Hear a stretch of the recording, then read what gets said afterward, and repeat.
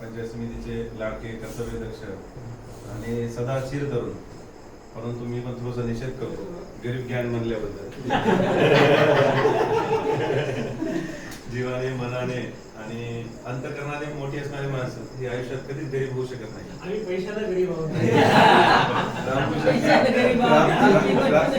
रामकृष्ण की कधी आयुष्यात पैशाचा विचार केला नाही.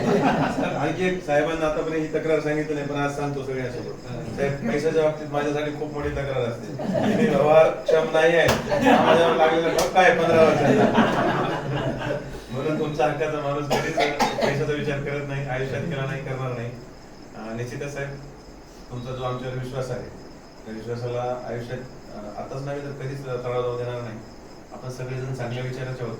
माझं सुद्धा एवढं भाग्य आहे की तुमच्यासारखे आदरणीय माझ्या वाढदिवसाला शुभेच्छा देण्यासाठी आपला अमूल्य वेळ काढून, विशेष म्हणजे सध्या तुमचं बिझी शेड्यूल आहे, आपल्या सगळ्या टीमच्या आग्रहाखातर आपल्या बंदी भागात, आता बंदी नाही सॉरी नंदनवन भागामध्ये फिरण्यासाठी याचा आग्रह होता, पण हिंमत कोणी केली नाही असं तुम्ही आता सांगितलं. त्या हिमतीला दाद देऊन आपण या ठिकाणी आलात, त्याबद्दल माझ्या वतीने, माझ्या परिवाराच्या वतीने, विशेषतः किनवट शहराच्या वतीने सुद्धा आभार मानतो. तुमच्याबद्दल आम्ही किनवट मध्ये सुद्धा, माझी ड्युटी जरी उमरखेड पंचायत समितीमध्ये असली तरी माझा किनवट मध्ये सहवास येतो. इव्हन इथले बीओ साहेब वगैरे चांगले संपर्कात आहेत, चांगला अगदी बैठकीमधले आहेत. त्यांच्यासोबत सुद्धा तुमचे बरेच विषय होतात. मी तुमचे बरेच फोटो, व्हिडिओ, ऍक्टिव्हिटी टाकत असतो.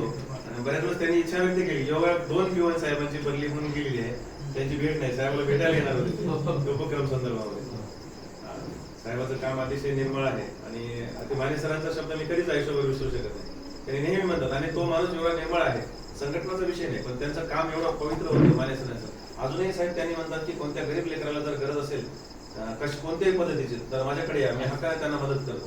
हक्कानं एवढं पवित्र कार्य आहे. म्हणून त्यांनी तुमचं बाह्य जे निरीक्षण आहे अतिशय पद्धतशीरपणे मांडलं, आणि ते एका लोकात नाही, सर्व सार्वजनिक ठिकाणी 4 ठिकाणी मांडलेले आहे, 4 लोकात मांडलेले आहे.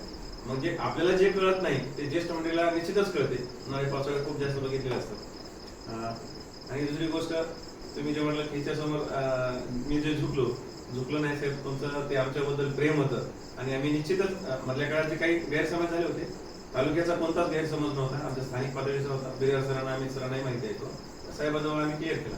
त्या स्थानिक अडचणीमुळे तो विषय कदाचित रेंगाळला, परंतु साहेबासाठी काही पण एवढं नक्की आहे, साहेबासाठी काही पण कोरडा केंद्र म्हणजे साहेबाची आन बान शान आहे आणि राहील हे निश्चित आहे. साहेबांच्या आरोग्यासाठी सुद्धा माझ्या परिवाराच्या वतीने खूप खूप शुभेच्छा.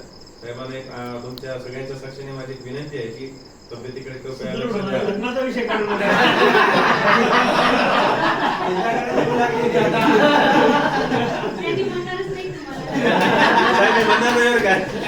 माझ्याकडे 3 स्क्रीनशॉट आहेत.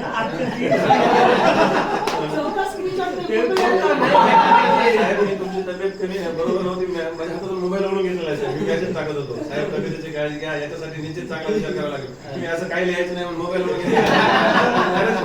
तुमची प्लेटलेस कमी झाले होते म्हणजे मी बोलूही शकलो नाही साहेब, माझ्या हातातून मोबाईल ओढून घेतला. असं काही करायचं नाही. माझ्यासोबत एकदम मित्रासारखं राहते, ते हक्कानं राहते, त्याच्याबद्दल काही विषय नाही. तुम्ही या ठिकाणी आलात त्याबद्दल माझ्या परिवाराच्या वतीने, माझ्या वतीने, विशेष म्हणजे आपल्या आनंदवन भागाच्या वतीने. आणि साहेब, इथून पुढे कधीच गरीब गॅंग बनवू नका, माझी तुम्हाला कळकळीची विनंती आहे. तुम्ही खरंच सर्वजण मनानं